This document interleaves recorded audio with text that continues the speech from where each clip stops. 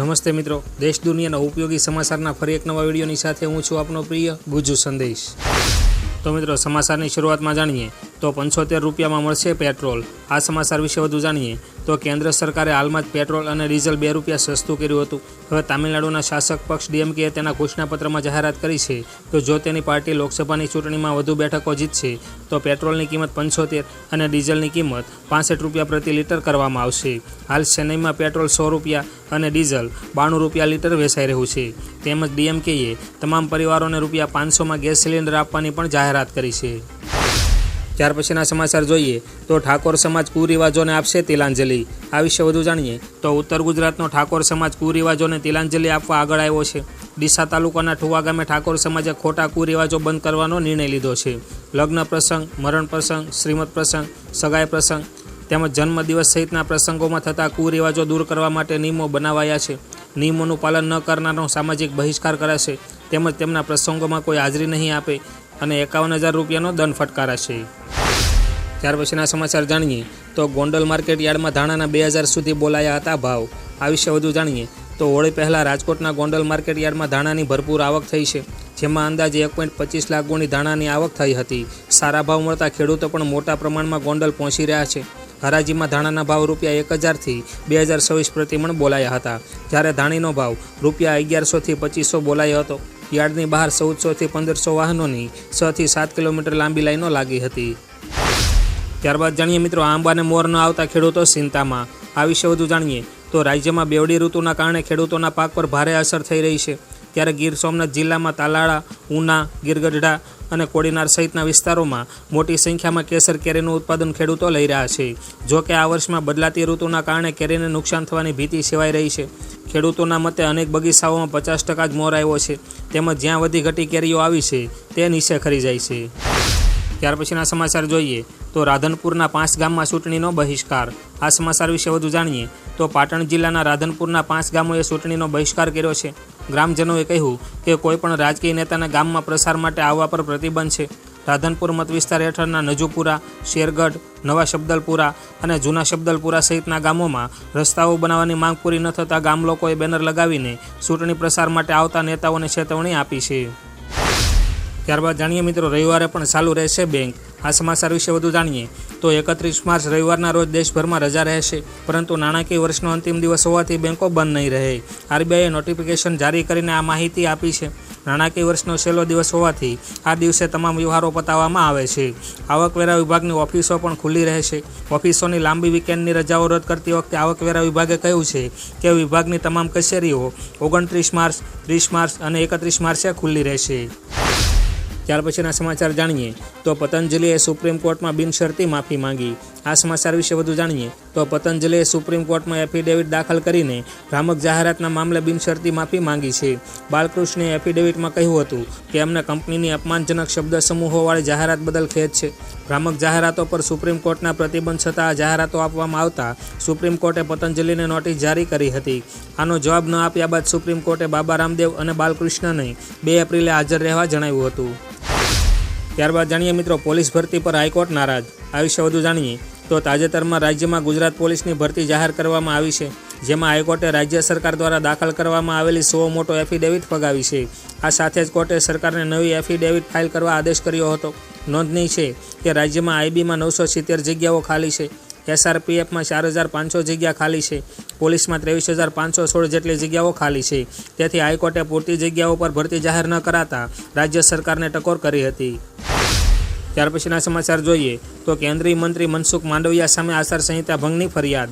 આ વિશે વધુ જાણીએ તો ગતરોજ વંથલી માર્કેટિંગ યાર્ડ ખાતે ભાજપના પોરબંદર લોકસભા બેઠકના ઉમેદવાર મનસુખ માંડવિયાનો ચૂંટણી પ્રચાર કાર્યક્રમ યોજાયો હતો, જે કાર્યક્રમ બાદ પાર્ટીના કાર્યકર્તાઓનો જમણવાર રાખવામાં આવ્યો હતો, જેને લઈને કોંગ્રેસ ચૂંટણી પંચમાં આચારસંહિતા ભંગની ફરિયાદ નોંધાવી છે અને કાર્યવાહી કરવાની રજૂઆત કરી છે। સાથે જ સરકારી મિલકતનો દુરુપયોગ કરવાની પણ ફરિયાદ કરી છે। ત્યારબાદ જાણીએ મિત્રો, ચૂંટણીના બહિષ્કારના બેનર લાગ્યા। આ સમાચાર વિશે વધુ જાણીએ તો ગુજરાતના 11 ગામમાં લોકસભાની ચૂંટણી બહિષ્કારના બેનર લાગ્યા છે, જેમાં લખ્યું છે કે કોઈપણ પ્રકારના નેતાઓએ ચૂંટણી બાબતે ગામમાં પ્રવેશ કરવો નહીં। વડોદરાના કરજણ તાલુકાના આંડોદ ગામ સહિત 20 ગામોના ખેડૂતોને યોગ્ય વળતર મળ્યું નથી। આ વાત એક્સપ્રેસ વે અને રેલવે કોરિડોર સહિત 3 પ્રોજેક્ટમાં ગયેલી જમીનોના વળતરની છે, તેથી આ બેનર લાગ્યા છે। ખેડૂતોનો આક્ષેપ છે કે સરકારે પ્રોજેક્ટમાં મફતના ભાવે જમીન પડાવી છે। ત્યાર પછીના સમાચાર જોઈએ તો સિમ કાર્ડ દુબઈ મોકલવાનું કૌભાંડ ઝડપાયું। આ વિશે વધુ જાણીએ તો દુબઈમાં આવેલી ચાઇનીઝ કંપનીઓને સુરતથી ગેરકાયદે ભારતના પ્રીએક્ટિવ સિમ કાર્ડ મોકલવાનું રેકેટ ઝડપાયું છે, જેમાં 2 ઇસમની 192 સિમ કાર્ડ સાથે એરપોર્ટ પરથી પોલીસે ધરપકડ કરી છે। સિમ કાર્ડના ઉપયોગ બાબતે પોલીસે વધુ તપાસ શરૂ કરી છે, જેમાં અજય સોજિત્રા અને દુબઈના સહદ ફારૂકની પૂછપરછ કરતા જાણવા મળ્યું કે દુબઈમાં ઓનલાઈન ગેમ રમાડતી ચાઇનીઝ કંપનીઓ ભારતીય સાથે છેતરપિંડી કરવા આવા સિમ કાર્ડનો ઉપયોગ કરતી હોય છે। ત્યારબાદ જાણીએ મિત્રો ખોટી માહિતી આપનારનો થશે પર્દાફાશ। આ વિશે વધુ જાણીએ તો કેન્દ્ર સરકારે બુધવારે પીઆઈબીના ફેક્ટ ચેક યુનિટને સરકારના યુનિટ તરીકે સૂચિત કર્યું છે। પીઆઈબીનું ફેક્ટ ચેક યુનિટ એ સરકારના વિવિધ મંત્રાલયો અને વિભાગો વગેરે સાથે જોડાયેલા ભ્રામક અને ખોટા સમાચારોનું ફેક્ટ ચેક કરે છે। હવે સરકાર વિશે કોઈપણ વ્યક્તિ ભ્રામક સમાચાર ફેલાવશે તો આ યુનિટ દ્વારા તેની તપાસ કરીને કડક પગલાં લેશે। પીઆઈબી અનુસાર આ યુનિટ ભ્રામક સમાચાર, અફવાઓ અને ખોટા દાવાઓને બહાર લાવવામાં મદદ કરે છે। કેન્દ્રની ફેક્ટ ચેક યુનિટ પર સુપ્રીમ કોર્ટે રોક લગાવી। તો મિત્રો સુપ્રીમ કોર્ટે અભિવ્યક્તિની સ્વતંત્રતા વિરુદ્ધ ગણાવીને કેન્દ્રના ફેક્ટ ચેક યુનિટ પર પ્રતિબંધ મૂક્યો છે। આઈટી નિયમોમાં ફેરફાર કરતી વખતે સરકારે કહ્યું હતું કે આ એકમનો હેતુ સરકાર વિશે ઓનલાઈન આપવામાં આવેલી માહિતીની હકીકત તપાસવાનો રહેશે। જો આ યુનિટ ખોટી માહિતી જાહેર કરશે તો તેને પ્રકાશિત કરવા અને શેર કરવા પર પ્રતિબંધ મૂકાશે। વિપક્ષો અને મીડિયા સંસ્થાઓએ પણ આ અંગે પોતાનો વિરોધ વ્યક્ત કર્યો હતો। ત્યાર પછીના સમાચાર જોઈએ તો અમદાવાદ સાયબર ક્રાઇમ બ્રાન્ચે આ હેલ્પલાઇન નંબર જારી કર્યો। આ વિશે વધુ જાણીએ તો લોકસભાની ચૂંટણીને લઈને રાજ્યમાં આચારસંહિતા લાગુ થઈ ગઈ છે, ત્યારે તેનો ભંગ ન થાય તે માટે અમદાવાદ સાયબર ક્રાઇમ પોલીસ બ્રાન્ચે હેલ્પલાઇન નંબર 99 440 11 140 જાહેર કર્યો છે, જેના પર નાગરિકો વોટ્સએપ મેસેજ પણ મોકલી શકે છે, જેમાં તેઓ આચારસંહિતાનો ભંગ કરતી વ્યક્તિ અંગે માહિતી આપી શકે છે। સાયબર પોલીસ આવી પ્રવૃત્તિઓ પર સતત નજર રાખી રહ્યું છે।